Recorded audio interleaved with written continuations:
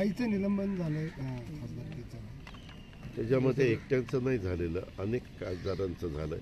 ज्यावेळेस खासदार आमदार विधिमंडळामध्ये काम करत असतात, लोकसभेमध्ये काम करत असतात, राज्यसभेमध्ये काम करत असतात, त्यावेळेस कुठल्या गोष्टीचा नियमाचा भंग झाल्यानंतर ॲक्शन त्या बाबतीमध्ये घेतली जाते. तशा पद्धतीनं ॲक्शन घेतलेली आपण सगळ्यांनी बघितली. मला माहित नाही ना बाळा, मला विधानसभेचं विचारलं असतं तर मला तिथं काय घडलंय ही लोकशाही असं तुम्हाला वाटतं. उद्याच्याला वेगवेगळ्या पद्धतीनं महाराष्ट्राच्या विधानसभेमध्ये पण अनेकदा अनेक कडक अशा प्रकारचे निर्णय घेतले.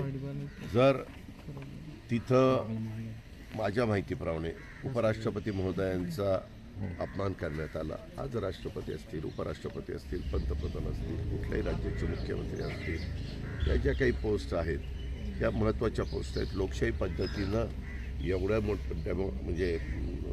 एवढ्या मोठ्या भारतामधनं निवडून गेलेले ते सगळे लोक असतात आणि ते आपलं आपलं काम योग्य पद्धतीनं करत असतात. कारण ज्यावेळेस एवढा मोठा समाज त्यांच्या पाठीशी उभा राहतो आणि त्यांच्या विचाराच्या लोकांना निवडून देतो, याचा अर्थ कुठंतरी जनाधार हा त्यांनी मिळवलेला असतो आणि त्याच्यात ती व्यक्ती उपराष्ट्रपती महोदय देखील अतिशय व्यवस्थितपणे आपलं स्वतःचं काम पार पाडतात.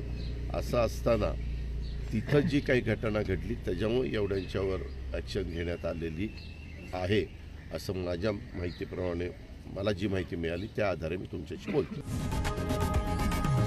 लोकशाही मराठी ऐका, पहा, जागरूक रहा.